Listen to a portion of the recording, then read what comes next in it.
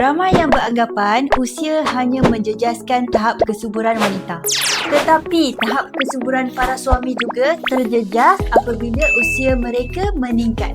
Tahap kesuburan wanita mula menurun apabila menjangkau usia lebih daripada 30 dan ia semakin teruk apabila kita melepasi umur 35 tahun. Ini kerana kualiti dan kuantiti telur yang menurun. Tahap kesuburan para suami pula mula menurun apabila usia para suami menjangkau melebihi 40 tahun. Ini adalah kerana kualiti sperma yang menurun setelah umur kita meningkat.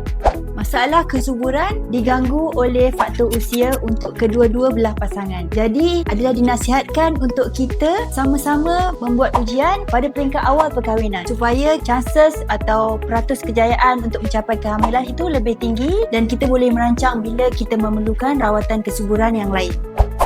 Usia adalah sesuatu yang tidak dapat dikawal, tetapi mengambil langkah awal boleh membawa kepada perbezaan yang besar. Mari berbincang dengan kami tentang perjalanan TTC anda di Sophia Fertility PJ.